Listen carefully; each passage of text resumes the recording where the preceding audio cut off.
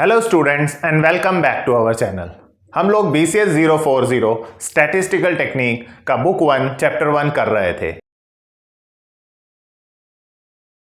और last video में हम लोगों ने मीन डेविएशन, स्टैंडर्ड डेविएशन और वेरिएंस निकालना सीखा अनग्रुप्ड डेटा का, जहां पर हमें रैंडमली कुछ डेटा दिया गया था, उस डेटा का मीन डेविएशन कैलकुलेट करना, स्टैंडर्ड डेविएशन कैलकुलेट करना और उस स्टैंडर्ड डेविएशन से वेरिएंस कैसे कैलकुलेट किया जाता है, इससे रिलेटेड अनग्रुप्ड डेटा का हमने देखा था। और आज की वीडियो में हम वही तीन टॉपिक यानी मीन डेविएशन, स्टैंडर्ड डेविएशन और वेरिएंस निकालना सीखेंगे, बट ग्रुप्ड डेटा का। मैं एक बार फिर से आपको याद दिला दूं, ग्रुप्ड डेटा और अनग्रुप्ड डेटा मतलब, ग्रुप्ड डेटा मतलब ऐसे जब आपको यहां रेंज में इंटरवल्स में डेटा दिया जाएगा, ग्रुपिंग कर रखी है 0 से 10 के बीच में, ये रहे 10 से 20 के बीच में, 20 से 30 के बीच में, 30 से 40 के बीच में, इस तरह जब आपको इंटरवल बना बना के दिया जाता है तो हम इसे ग्रुप्ड डेटा कहते हैं। अनग्रुप्ड डेटा में वो आपको रैंडमली नंबर्स लिख कर दे देता है और उन पर आपको करके देखना होगा, जैसा हमने लास्ट वीडियो में करा भी था। तो आज हम लोग ग्रुप्ड डेटा पर काम कर रहे हैं और ये रहे तीन ग्रुप्ड डेटा के फॉर्मूले। मीन डेविएशन का फॉर्मूला, मीन डेविएशन ये रहा जो यहां पूछा भी गया है, mean deviation, then standard deviation का फॉर्मूला, देन वेरिएंस का फॉर्मूला। ये तीन फॉर्मूले मैंने यहां लिखे हैं जो कि ग्रुप्ड डेटा के हैं। लास्ट वीडियो में मैंने आपको अनग्रुप्ड डेटा के बारे में फॉर्मूलेज लिखवाए थे और अनग्रुप्ड डेटा का एक न्यूमेरिकल कराया था जो आपके पेपर के क्वेश्चन 1 में कई बार पूछा गया है कंपलसरी सेक्शन में। सिमिलरली आज हम लोग ग्रुप्ड डेटा का मीन डेविएशन और वेरिएंस निकालना सीखेंगे। तो आइए देखते हैं, अगर हम मीन डेविएशन, स्टैंडर्ड डेविएशन और वेरिएंस के फॉर्मूले देखें तो ये जो ग्रुप्ड डेटा के फॉर्मूले हैं इसमें कुछ चीजें हैं जो इसने फॉर्मूले में यूज करी हैं। जैसे एक इसने कैपिटल N यूज करा है, एक इसने x बार यूज करा है। तो आप सभी जानते हैं कि x बार का मतलब तो मीन होता है, यानी सबसे पहले हमें मीन निकालना पड़ेगा, तभी हम इन फॉर्मूलाज का यूज कर पाएंगे। तो चलिए आंसर में इस क्वेश्चन को सॉल्व करने की कोशिश करते हैं। और सबसे पहले क्लास इंटरवल लिखा जो कि क्वेश्चन में गिवन है, 0 to 10, 10 to 20, 20 to 30, 30 to 40 and 40 to 50, right. Then ये क्लास इंटरवल के बाद हमें फ्रीक्वेंसी गिवन है, इस फ्रीक्वेंसी को हम FI लिखते हैं, राइट। तो 2, 1, 3, 4 and 5, राइट। ये फ्रीक्वेंसी हो गई FI से, यहां हमने फॉर्मूले में FI का यूज भी किया हुआ है, ठीक है। आइए अब हम निकालते हैं XI। XI निकालने के लिए मैंने पहले भी आपको बताया है, हम इन दोनों लिमिट्स को प्लस करेंगे और 2 से डिवाइड करेंगे, इन्हें क्लास लिमिट भी कहा जाता है। तो दोनों को 0 + 10, 10 हुआ और 2 से डिवाइड करा तो 5 आया। 10 + 20, हमेशा क्लास लिमिट निकालने के लिए हम लोग 2 से ही डिवाइड करते हैं सबको। 10 + 20 30 हुआ, 30 को 2 से डिवाइड करा तो 15 आया। 20 + 30 50 हुआ, 50 को 2 से डिवाइड करा तो 25 आया। देन 30 + 40 70 हुआ, 70 को 2 से डिवाइड करा तो 35 आया। देन 50 + 40 90 हुआ, 90 को 2 से डिवाइड करा तो 45 आया। ये आ गया गाइज हमारा XI यानी क्लास लिमिट। XI की भी हमें फॉर्मूलाज में जरूरत है, FI की भी जरूरत है, अब सिर्फ x बार रह गया है फिलहाल। अब हम निकालते हैं, जैसा कि हमने मीन वाले में सीखा भी था, FI × XI। मीन निकालने के लिए हमें FI XI की जरूरत पड़ेगी। सो 2 5 = 10, 15 1 = 15, 25 3 = 75, 35 4 = 140 एंड 45 5 = 225। ये लीजिए, हमने इन सब को मल्टीप्लाई करके FI XI का मतलब FI और XI की मल्टीप्लाई, FI और XI की मल्टीप्लाई, FI × XI की मल्टीप्लाई। आइए अब FI का टोटल कर लेते हैं।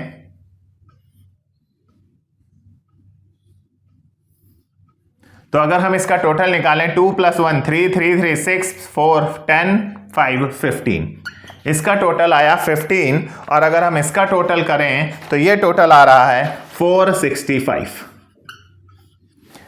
ये बना इसका टोटल। आइए तो अब मीन निकालने चलते हैं जिसकी हमें जरूरत पड़ेगी।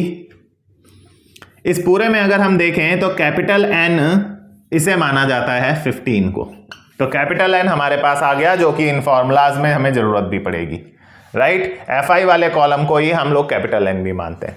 फिलहाल मीन निकालने के लिए x बार का फॉर्मूला हम यूज करते हैं, और ग्रुप्ड डेटा में हमने लास्ट वीडियोस में देखा i इक्वल टू 1 से लेकर n तक FI XI का सम अपॉन में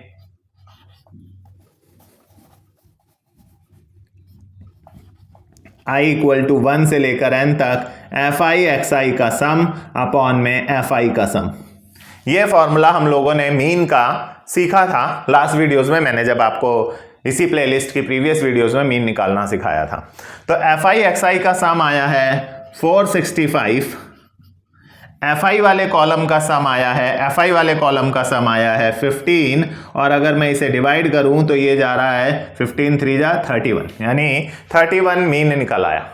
तो अगर आप देखें तो इस फॉर्मूले में जो जो चीजें हमें बेसिकली दिख रही थी, XI दिख रहा था, XI वाला कॉलम है, X बार हमने 31 निकाल लिया, FI वाला कॉलम हमारे पास है, कैपिटल N हमारे पास है। अब हम आगे चलकर इन सब को सॉल्व कर सकते हैं। तो चलिए आगे चलते हैं और अब हर एक एक पार्ट को कैलकुलेट करेंगे जिसकी हमें इस फॉर्मूले में ज़रूरत है। तो अगर आप इस फॉर्मूले को देख रहे हैं तो इस फॉर्मूले में XI माइनस X बार यहाँ निकाला गया है। तो चलिए XI माइनस X बार हम निकालते हैं। XI माइनस X बार ये 5 है, राइट, और हमारा X बार आया है 31। तो 5 में से 31 माइनस करेंगे। देख लीजिए XI की वैल्यू में से X बार माइनस करेंगे। XI है आपका 5 और X बार है हमारा 31, तो 5 में से 31 जाएगा तो माइनस 26 बचा। सिमिलरली नीचे 15 में से 31 जाएगा तो माइनस 16 बचा। देन 25 में से 31 माइनस होगा तो माइनस 6 बचा। 35 में से 31 माइनस होगा तो 4 बचा। देन 45 में से 31 माइनस हुआ तो 14 बचा। ये देखिए ये पार्ट जो हमें यहाँ चाहिए था XI माइनस X बार वाला, वो पार्ट तो हमने कैलकुलेट कर लिया। XI माइनस X बार वो कॉलम कैलकुलेट हो गया। अब अगर आप देख रहे हैं तो XI माइनस X बार की मल्टीप्लाई हो रखी है FI से, यानी XI माइनस X बार वाले को हम लोग FI से मल्टीप्लाई करेंगे, राइट। अब यहां इस पर मॉड का साइन लगा हुआ है, ये एब्सोल्यूट वैल्यू का।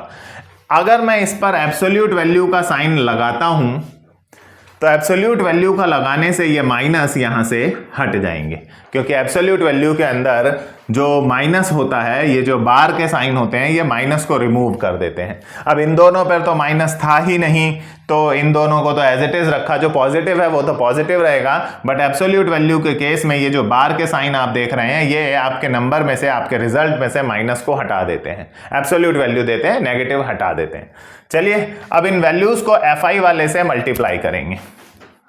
तो XI माइनस X बार की जो वैल्यूज आई हैं, इसे FI वाले से मल्टीप्लाई करना है। तो ये वैल्यू आई है, ये XI है, अगर हम मल्टीप्लाई करें तो 26 इंटू 5। आइए चलिए कैलकुलेटर ले लेते हैं, कैलकुलेटर से साथ साथ करते हुए चलेंगे। तो चलिए हम कैलकुलेट करते हुए चलेंगे। इस पेपर में कैलकुलेटर अलाउड है। XI माइनस X बार की जो वैल्यू आई है उसे FI से मल्टीप्लाई करना है। तो 26 को, ये रहा XI माइनस X बार, अगर हम 2 से मल्टीप्लाई करेंगे FI से, ध्यान दीजिएगा, 26 ये रहा, XI माइनस X बार FI ये रहा, 26 इंटू 2 52 हुआ। देन 16 इंटू 1 16 हुआ। देन 6 इंटू 3 18 हुआ। देन 4 इंटू 4 16 हुआ। देन 14 इंटू 5 70 हुआ, राइट। तो ये आ गया। अब इस पूरे का सम भी चाहिए, तो नीचे आपको इस पूरे कॉलम का सम करना होगा। तो चलिए हम इसको सम कर लेते हैं। 52 प्लस 16 प्लस 18 प्लस 16 प्लस 70, ये आया 172। मैं टोटल क्यों कर रहा हूं, क्योंकि यहां पर समेशन का सिंबल लगा हुआ है। समेशन मतलब उस कॉलम का सम।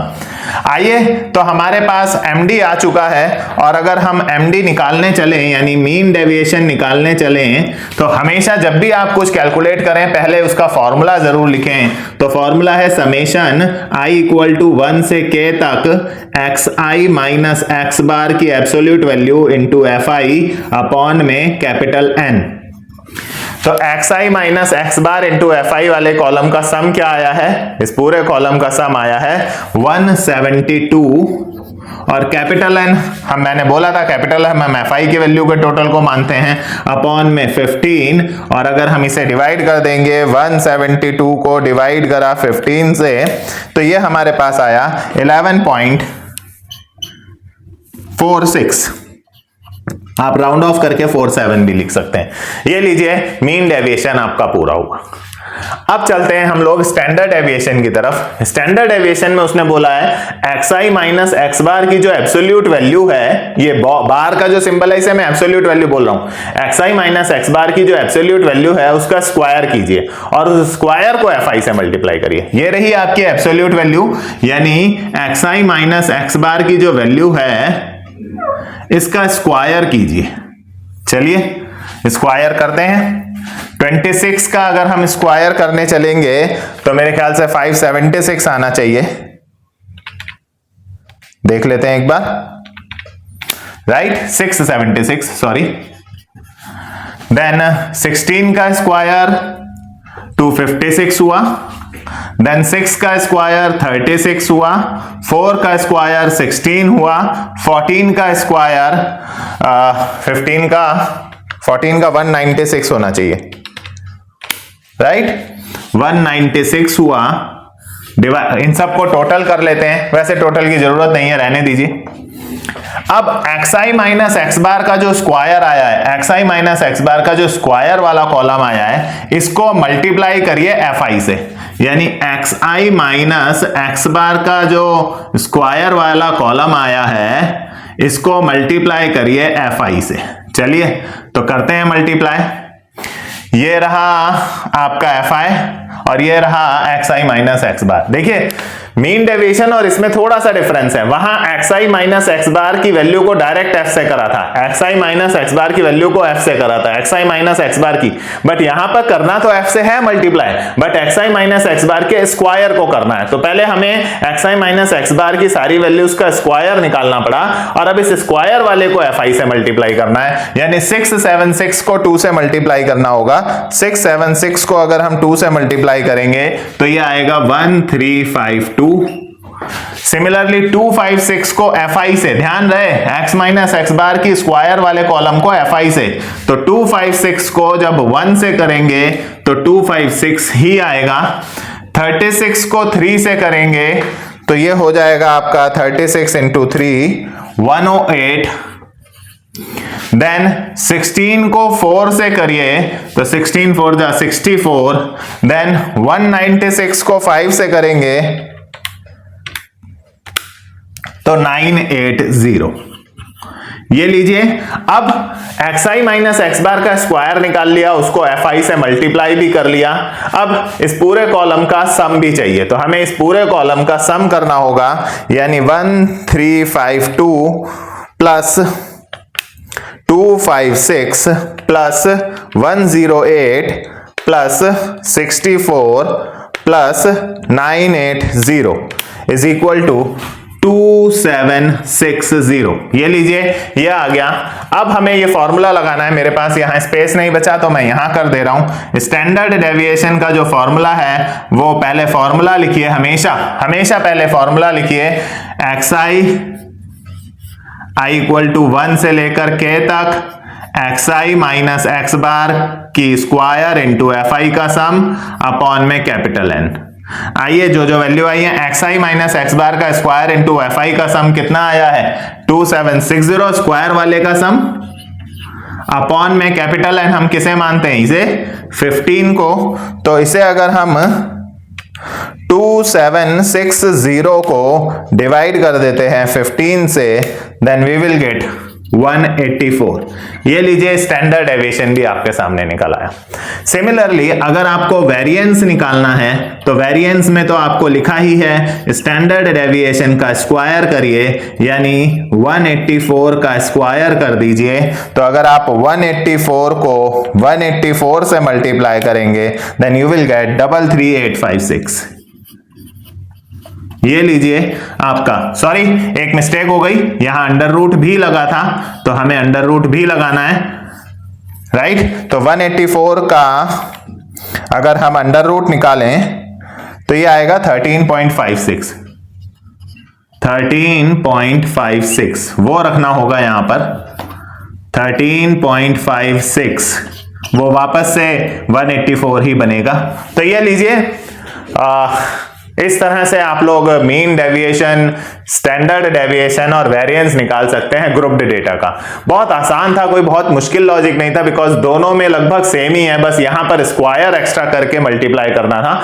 तो फॉर्मूला सेम ही है। फॉर्मूला अगर आपको याद है तो ये क्वेश्चन आप आसानी से कर सकते हैं। आपकी बुक के अंदर ब्लॉक 1 में पेज नंबर 31 पर E18 एक क्वेश्चन दिया हुआ है जो आप प्रैक्टिस कर सकते हैं। उसमें आपको यही मीन डेविएशन और स्टैंडर्ड डेविएशन निकालने के लिए बोला है, बट इन सब को निकालने के लिए पहले आपको मीन निकालना पड़ेगा, क्योंकि नाम में ही मीन आ रहा है तो मीन डेविएशन मतलब मीन तो वो मांगेगा ही, मीन पर वो कैलकुलेशन करेगा। तो मीन आपको पहले निकालना होगा, उसके बाद E18 आप अटेम्प्ट कर सकते हैं। E18 में जो इंटरवल्स दे रखे हैं वो इंटरवल्स रेगुलर नहीं है, मतलब कॉन्टिन्यूअस नहीं है। तो जैसा मैंने आपको प्रीवियस वीडियोस में सिखाया था कि कैसे नॉन कॉन्टिन्यूअस इंटरवल्स को आपको पहले कॉन्टिन्यूअस बनाना होता है, कॉन्टिन्यूअस इंटरवल बनाए बिना आप क्वेश्चंस को सॉल्व नहीं कर सकते। तो आपको इस क्वेश्चन में जो आप प्रैक्टिस के लिए करेंगे पेज नंबर 31 E18 बुक 1, उसमें आपको पहले इंटरवल्स को कॉन्टिन्यूअस बनाना पड़ेगा, उसके बाद आप ये सारा मेथड अप्लाई करके इजीली इस क्वेश्चन को सॉल्व कर सकते हैं। तो गाइस ये था चैप्टर 1 बुक 1 का। इस चैप्टर 1 के हमने सारे मेथड्स, सारे क्वेश्चंस पर बात कर ली जो अब तक पेपर में पूछे गए हैं या पेपर में यूजुअली पूछे जाते हैं 5 मार्क्स में। इस चैप्टर से जो भी क्वेश्चन आता है यूजुअली 5 मार्क्स में ही आता है। प्रैक्टिकल एग्जाम में भी इसका एक क्वेश्चन आता है 20 मार्क्स का, वो हम जब प्रैक्टिकल की प्रैक्टिस पर बात करेंगे तब डिस्कस करेंगे। फिलहाल वहां प्रैक्टिकल पे आने के लिए भी आपको मेथड को सॉल्व करना तो आना ही चाहिए, तभी आप प्रैक्टिकली चीजें कर पाएंगे। तो फिलहाल यहां पर ब्लॉक 1 चैप्टर 1 हम लोग कंप्लीट करते हैं और नेक्स्ट वीडियो में हम मिलेंगे चैप्टर 2 को स्टार्ट करने के लिए, जहां पर हम लोग प्रोबेबिलिटी और उससे रिलेटेड टॉपिक्स पढ़ेंगे। यहां पर चैप्टर 1 कंप्लीट होता है। हमारी इस वीडियो को लाइक कीजिए, अपने फ्रेंड्स के साथ शेयर कीजिए और सब्सक्राइब भी जरूर कीजिए। Thank you for watching.